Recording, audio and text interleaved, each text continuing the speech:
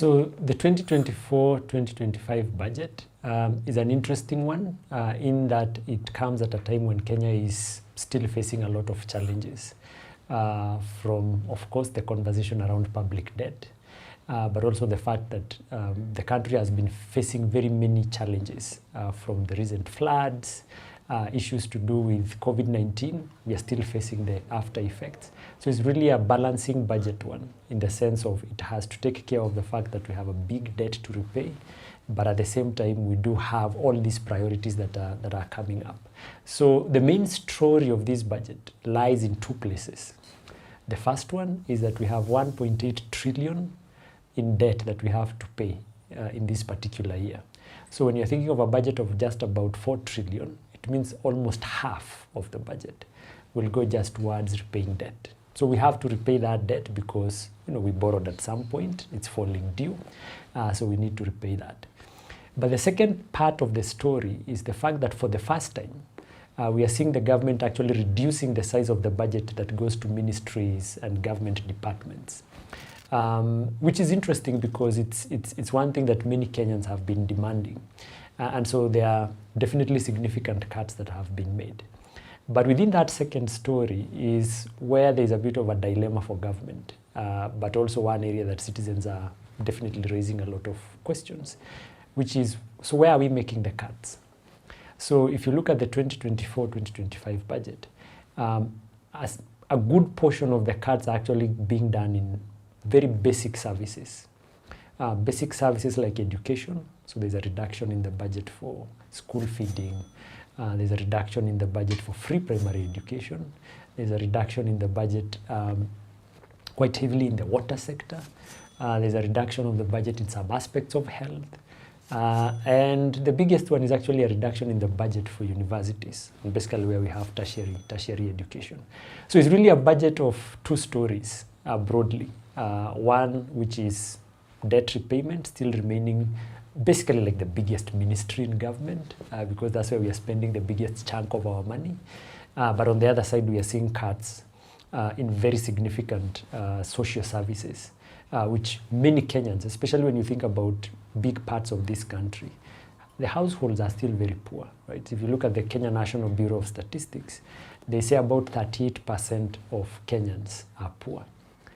If we have a population of 51 million people, that means about 19 million people are poor.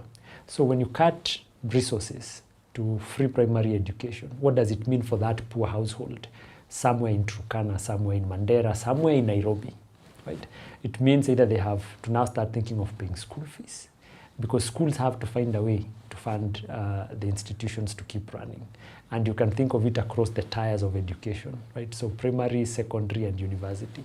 So if you have a household that has children in junior secondary, in secondary itself, in university, and there are all these cuts happening, then that's a big story for 2024-2025. What will be the implication at the household level? And that is a big concern for, I think, for many Kenyans.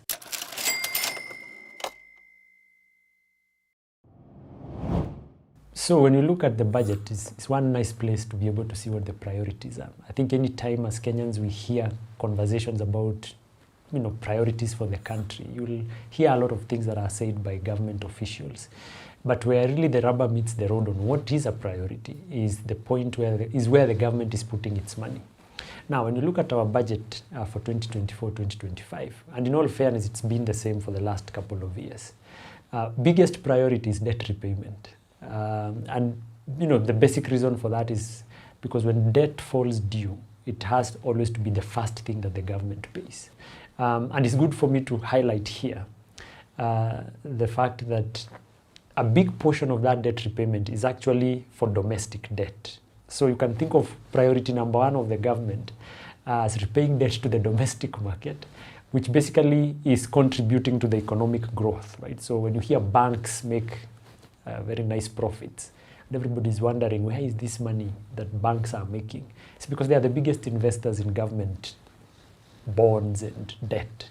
So if government is paying its debt, banks are making their money and everyone investing in the domestic market. So that's the dilemma also.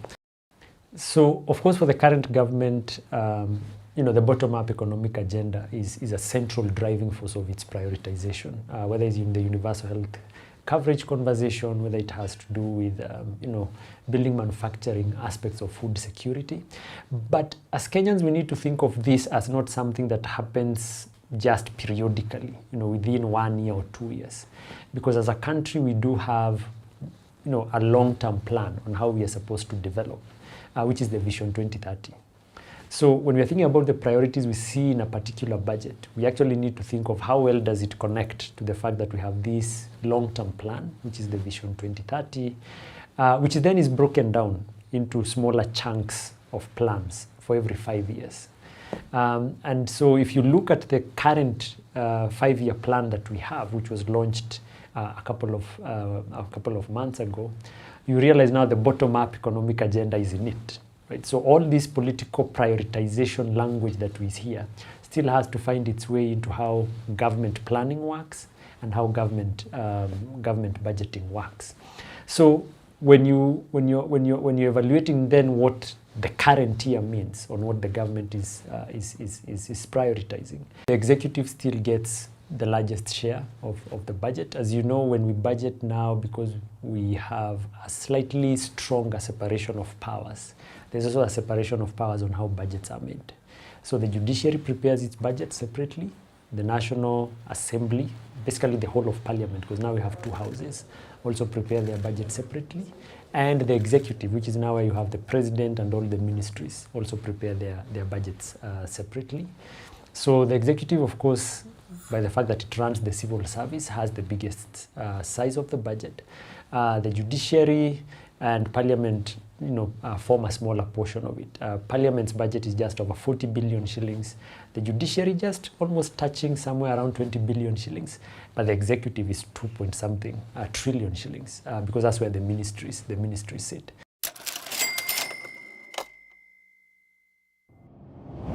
So when we look at the executive side of the budget, which is probably the best tool that the government has to execute these plans that we are talking about, including accommodating, the different manifestos and agendas of the government of the day, is we see some interesting interplays in the 2024-2025 budget. So for example, the bottom-up economic agenda is big on food security. But when you look at the agriculture budget, it's one that is getting quite a significant cut in 2024-2025. And so that kind of speaks to a policy agenda that seems to be going in the opposite direction when it comes to the allocation of the resources. And you can think of it the same way when it comes to aspects of the universal health coverage. A big agenda for the government, but then when you go to the budget, there is of course an element of, is it getting the fair share of resources that it requires? Because this is getting a bit of a cut as well. But there's a bigger discussion even within the universal health coverage, which is again a prioritization conversation on how much of that money should be sitting at the national government and how much of that money should be sitting with the counties, because it's counties that are going really to be the big drivers of universal health coverage by the fact that they run literally all of the health facilities that are public, with the exception of only 6 that are run by the national government. When we are looking at budgets, there are a couple of things we need to do so that we make sure we get the full picture. Number one, never look at the budget just for 1 year on its own. Always look at it with past budgets as well, because it gives you context on where we are coming from and how things are changing over time. But number two, also look at it against the policies that are in place, because that gives you a picture on what is it that we plan to invest in as a country. That's where the policy sits. But also what is it that we're actually putting money into, because that tells you whether we are really working to actualize those priorities. So the 2024-2025 budget is a mix of very many things, from the challenges of dealing with our debt to the challenges of how do we make sure we are still able to take care of society at a point when the country is facing very many challenges that are making it very difficult for people to be able to access services. And this budget seems to be facing challenges of we don't have enough money, so once we pay debt, then we have to make cuts, which is what the government seems to have done. But there's still the question of, are those the right areas to cut? because in the same budget on the executive side, we do see increases in certain areas where there are questions, right? So when the resources for the State Department for Devolution and Planning are going up, we know the biggest driver of that department is actually CDF. So is CDF a priority? It's for public discussion. Between CDF and free primary education, what should be getting a cut and an increase? Right? So that's a fair discussion to have as well. There are also allocations, across different areas that, people might argue whether they are priorities or not. Allocation for tree planting. Again, between school feeding program and tree planting, what is it that the government should be investing in? So it's really a budget of many contradictions, but also a budget that seems to align with a certain strong need for the government to cut spending, but also make sure they are making an effort to increase where the resources are coming from.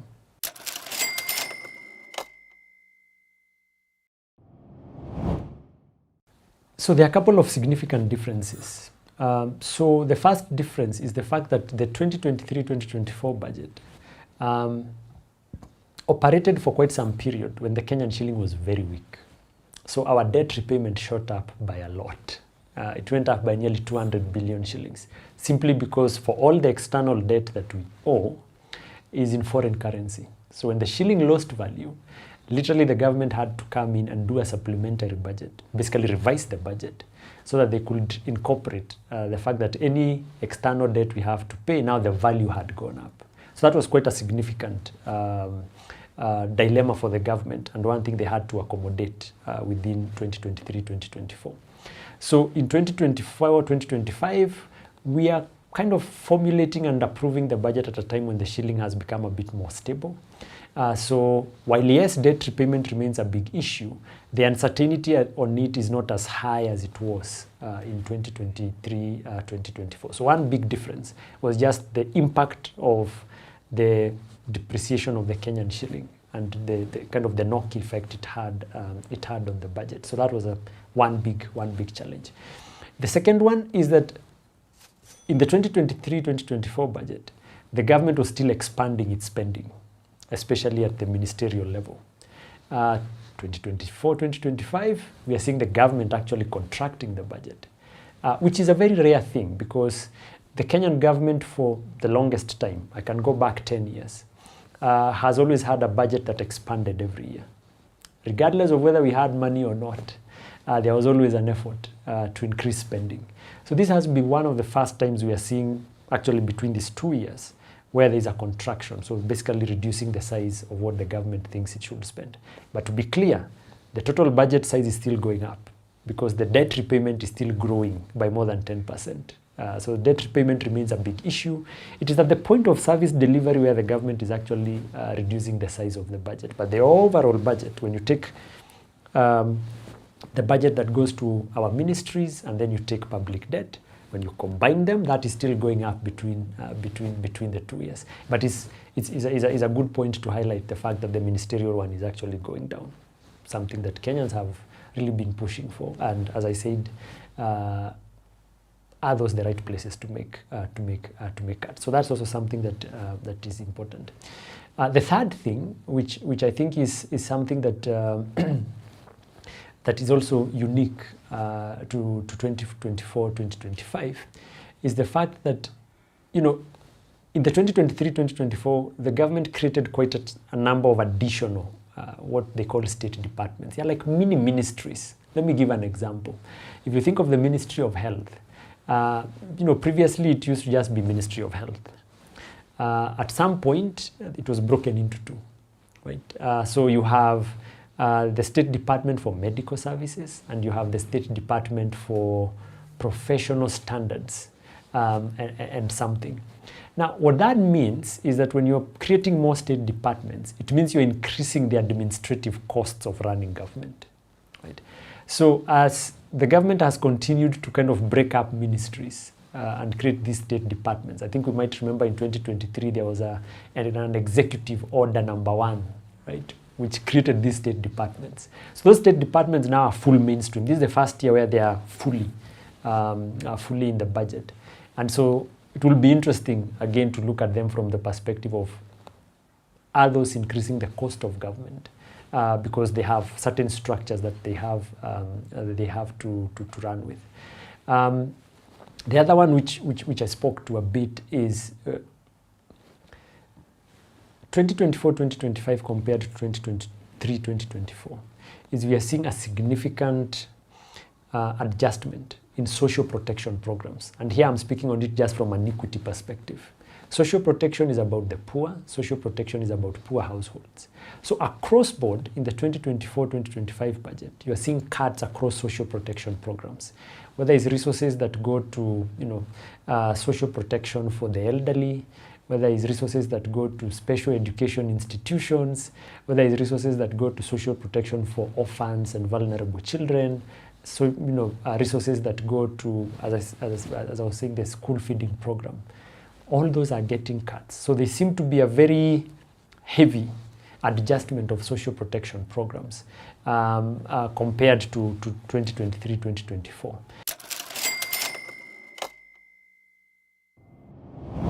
Now, government priorities are informed in different layers, but it's important for me to highlight that regardless of where the priorities come from, they all have to find their space within Kenya's public finance arrangement, or basically the way the government plans, the way the government allocates resources, and the way the government spends those resources.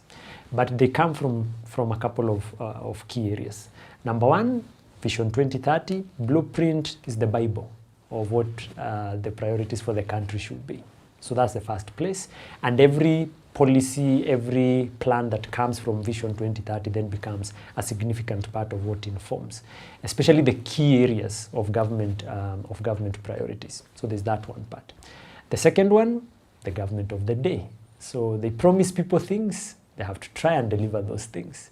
Regardless of how ridiculous they might have been at the point of promising, at the point of delivery, they have to find their space within that budgeting framework. So every time there are new governments that come in, and I don't want us here to think just of government from the perspective of the president. Think of the president, think of the ministers, think of members of parliament, think of members of county assemblies, think of governors. All those fellows promised certain things when they were campaigning. So the political class is a big driver also of where the priorities do come from. Number three, Kenya is a lower middle income country. So we're supposed to look a bit more rich. But we're still dependent heavily on donor funding. So donors also are a big driver of some of the priorities that we see in our budgets and in our country and in the trajectory our development takes. So if there's a donor X who is putting in money for immunization, you can be sure that then they have a say on what the priorities should be. If there's a donor X putting in money for agriculture and food security, then they have a say in terms of what the priorities should be. So I think donors, or what we popularly in Kenya call development partners, definitely do contribute a lot to what the priorities we are pursuing as a country, which I think is also something important to highlight. But also we have citizens, and this comes in different forms, right? So of course, whenever all these processes are happening, there are elements of public participation, and that is supposed to also be the place where citizens are able to say what they like, what they don't like, what they need changed, or what they think is important to be included. And there's a whole discussion out there on how effective public participation is. But the work that we do at IBP has shown us over time, especially at the county level, that public participation definitely has some effect. It might not be at the point that citizens want, but we do see adjustments that are made in budgets that are related to input that came from the public. And we're even now seeing more reports that come from county governments and the national government, where they're able to highlight this is what citizens said, and this is what we've taken up, and explanations for where sometimes they don't take it up. It's not as widespread, but we do see those priorities getting into the budget progressively, and we hope that keeps improving. So that's another place where priorities come from. Big question: how much do all these priority lines kind of align with each other? That's where the challenge is, right? So sometimes what Vision 2030 says versus what the politicians want to do, versus what the donors are thinking, versus what citizens woke up and feel this is the priority. Sometimes they don't all come together. But that is supposed to be the place where the budget brings everything together. So when we are thinking about how the process of budget works, one of the things we have to pay attention to is how are all these priorities being debated, what trade-offs we are making between the different priorities, because somebody says we need to introduce a tax on motor vehicles, and somebody else who is a citizen says, no, I don't need to pay that. Then another institution that has given us a loan says you actually need to do that because you need to collect more money. What is the level of debate on what the trade-off is being made, what the impact is going to be? So one of the areas where we've had challenges as a country is actually bringing all these priorities together in a way that cohesively somebody is able to see, oh, this is how everything came together, this is the discussion that happened, and this is how we arrived at the final decisions that informed the budget.